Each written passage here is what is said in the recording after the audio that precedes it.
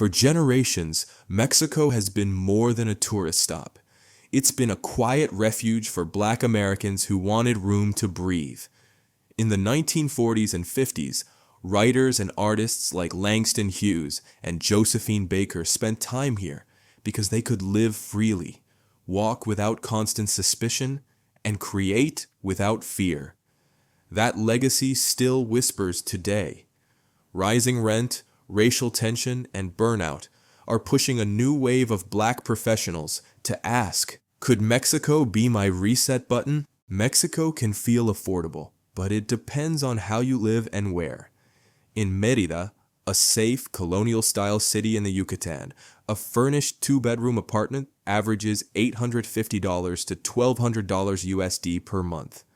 In Playa del Carmen, rents rise closer to $1,500 because you're paying for that turquoise water and tourism demand.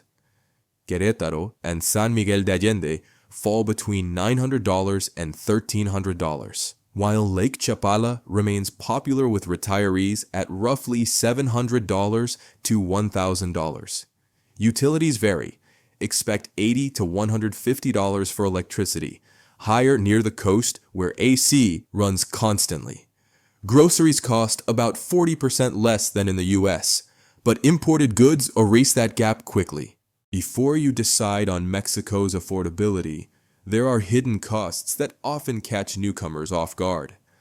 Some of these costs include visa renewals, currency swings, private health insurance, or paying extra for English-speaking services. To stay comfortable, most single expats live well on $1,800 to $2,000 USD a month. Currency swings also matter. Because the peso has strengthened against the US dollar in recent years, prices that seemed shockingly cheap in 2020 have climbed by 15 to 20%. Planning your income in dollars while spending in pesos protects your budget from those shifts. Many remote workers keep a small peso savings account for daily life and transfer funds only when rates are favorable. That simple strategy keeps your monthly costs predictable. The lesson? Mexico rewards people who adapt to local rhythms. Eat local, shop local, and learn what's genuinely necessary. Yes, Mexico has crime, but danger here is highly regional. According to INEGI data, homicide rates have dropped in several central states, while remaining high near cartel corridors along the Pacific. Cities like Mérida, Querétaro, and San Miguel rank among the safest urban areas in Latin America, comparable to much of Southern Europe. Petty theft exists, pickpocketing, card skimming, taxi overcharges, but random violence toward foreigners is rare. For Black expats, safety concerns often shift from race to economics. You're seen as foreign, not necessarily as Black. Common sense precautions, trusted ride apps, avoiding isolated ATMs, and keeping a low profile go far. Most expats describe Mexico as safer than the US once they settle into stable neighborhoods. Infrastructure in Mexico isn't perfect, but it's better than many expect. Electricity is reliable nationwide.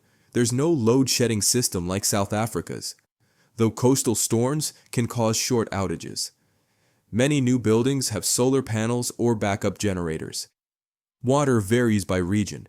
Tap water is fine for washing and cooking, but rarely for direct drinking. Locals use filtered dispensers called garrafones. Delivery costs about $1 per jug. In older neighborhoods, rooftop tanks store extra water to stabilize pressure. The internet is a bright spot. Fiber optic service in urban zones reaches 100 to 500 megabit per second.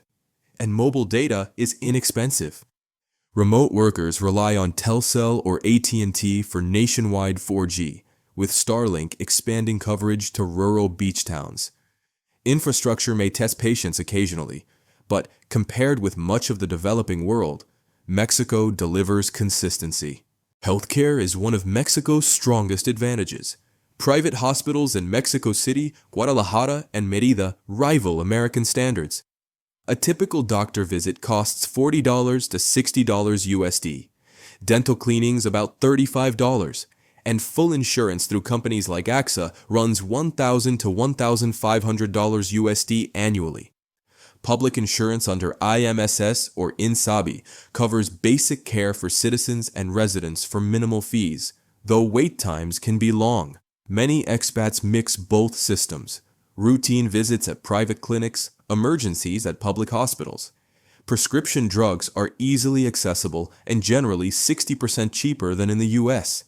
Medical tourism continues to rise because treatment prices are transparent and quality is high. Health in Mexico doesn't depend on wealth. Americans and Canadians can stay up to 180 days visa-free. For long-term life, apply for a temporary resident visa through a Mexican consulate before you arrive. You'll need a monthly income of around $2,600 USD or $43,000 USD in savings. After 4 years, you qualify for permanent residency. No renewals, no income proof. 5 years of residency opens the door to citizenship, and Mexico allows dual nationality. The process is paperwork heavy, not impossible. Hiring a licensed immigration facilitator, costing about $300 to $500, keeps things smooth and avoids scams. Property law in Mexico protects foreigners, but you must follow the structure. If you buy within 50 kilometers of the coast or 100 kilometers of the border, you purchase through a fideicomiso, a bank trust that grants full ownership rights while the bank holds the title. Outside those zones, you can hold property directly. Always use a notario público, a government attorney who authenticates titles and taxes. This step prevents the most common scam, duplicate deeds. Renting first for 6 to 12 months gives perspective. Standard deposits equal 1 month's rent. Leases can be bilingual. Online listings help, but never pay before seeing a property in person.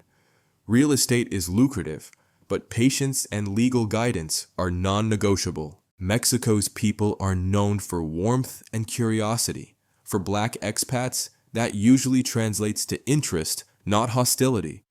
You may get stares in small towns. It's curiosity, not threat.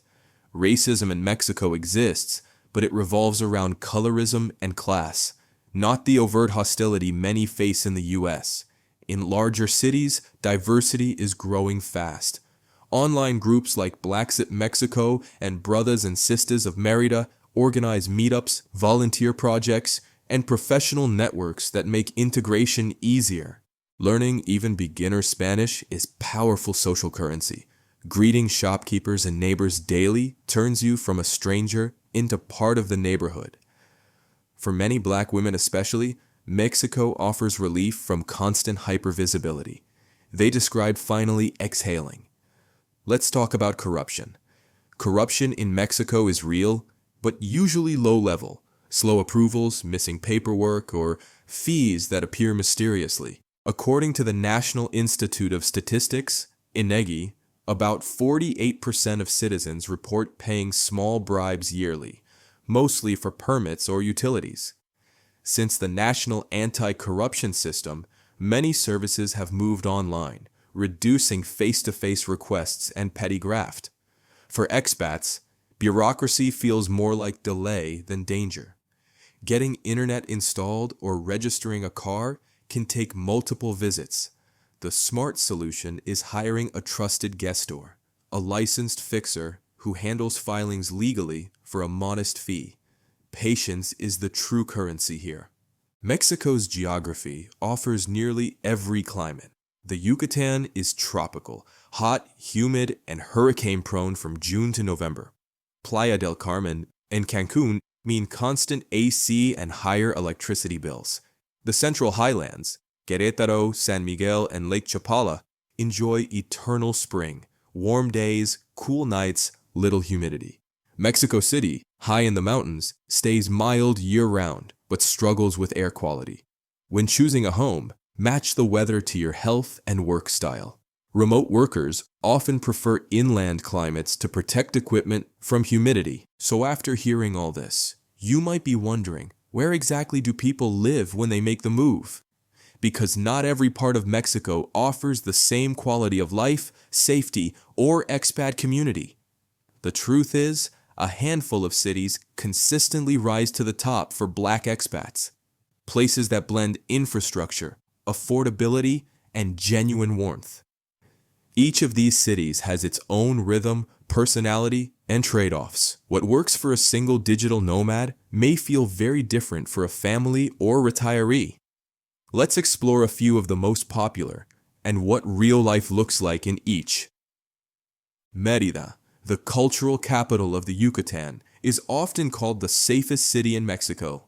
It's orderly, family-oriented, and deeply proud of its Maya heritage. Black expats love it for its slower pace, walkable streets, and strong sense of community. The downsides? Heat and humidity can be brutal, and while crime is low, petty scams targeting tourists still happen. Power bills spike in summer, but healthcare here is excellent. Modern hospitals, bilingual doctors, and reliable pharmacies. Querétaro feels different. Modern, clean, and fast-growing. It's one of Mexico's economic powerhouses, home to major tech and aerospace industries. That means great infrastructure, highways, and schools. Perfect for families or professionals running online businesses. It's more conservative than the coast, but that stability is exactly why locals and foreigners alike feel safe. San Miguel de Allende is the artistic heart of central Mexico. It's bohemian, creative, and filled with rooftop cafes and art galleries. English is widely spoken here, so integration is easier. But housing is pricier, and it can feel a bit insulated from real Mexico. For many, it's a sanctuary. Small, peaceful, and endlessly inspiring. Playa del Carmen, meanwhile, is pure energy, coastal, social, and built for digital nomads. The expat scene is young, transient, and international. Internet speeds are fast, co-working spaces are everywhere, and you'll find everything from vegan brunches to beach yoga. But rent is higher, scams pop up more often, and petty theft can happen if you're careless. Still, if you crave community and movement, Playa delivers that. And then there's Lake Chapala, Mexico's classic retirement haven. The pace is calm, the air is cool, and the costs are low. It's less diverse racially, but extremely safe, and the sense of neighborly connection runs deep. You'll trade nightlife for serenity, but for many, that's the entire point. Together, these cities represent the spectrum of Mexico's modern expat life, from creative enclaves to industrial hubs, from coastlines to cobblestone. Each place carries its own balance of comfort and challenge. Choosing one isn't about finding perfection, it's about finding your rhythm. Relocating to Mexico isn't running away, it's choosing how you want to live. Before you commit, build a relocation cushion, ideally 6 months of expenses. That safety net covers deposits, medical insurance, and unexpected travel back home. Moving abroad always costs more upfront than you expect.